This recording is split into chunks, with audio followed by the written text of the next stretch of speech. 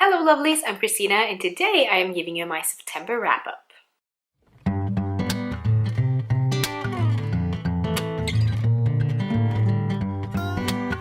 So I pretty much stuck to my TBR this time. Almost. There were a couple of things I didn't get to, but it was so close. For once, it was so close.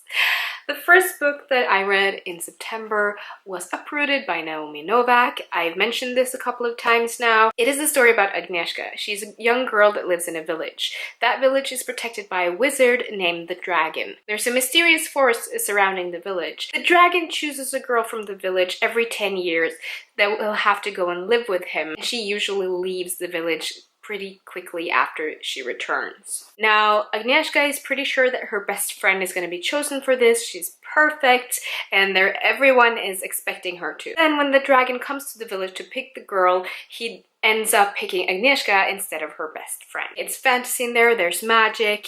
I really enjoyed the first half of the book, but then the second half, it just faltered a bit for me. I didn't really feel connected to the characters. Agnieszka was, I don't know, I really liked her in the beginning, and then there were some loose threads there that didn't really make sense to me. The love interest in this was really unhealthy and weird, so it was beautifully written, and like I said, I really enjoyed the first half, but this didn't really do it for me. It was okay. Next up, I read Gerald's Game by Stephen King. I have a separate review of this. I will link to it so you can go check that out. It is a story about Jessie and her husband. They go away to their lakeside holiday cabin. He handcuffs her to the bed as a way to spice up their love life because their whole marriage has been lacking passion for a while.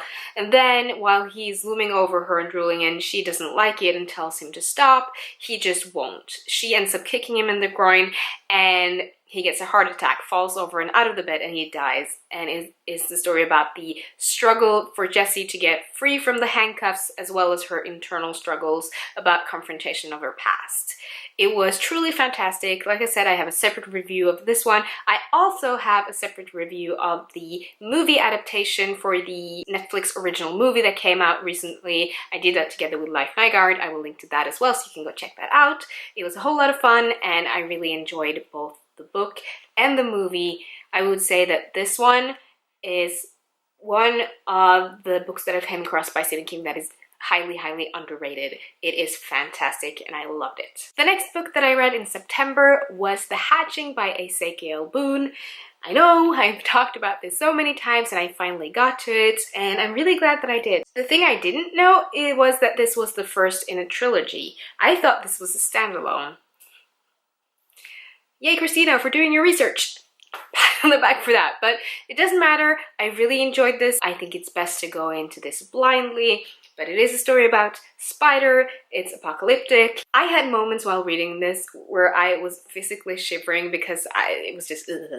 Then again, I really don't like spiders, so could be that it was just really feeding off of my fear of spider. I wouldn't say I'm really scared of them. I don't like them. But I would say that this was a really uncomfortable read as well as it was a fantastic read. It's a really good horror novel. I really enjoyed it. I'm very excited to continue on with this series as well.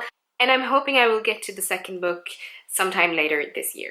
Now, the last thing that I got to in September was The Butterfly Effect by Ronson. This is a 7-episode series that has been put together into one on Audible. It's 3.5 hours long. It is the story about the butterfly effect that was set in motion when the tech industry made porn free. It was interesting to hear Ronson going around interviewing a lot of different peoples and seeing how this butterfly effect really has changed their lives and how it has changed the business. I would say that the butterfly effect, it was interesting but not mind-blowing.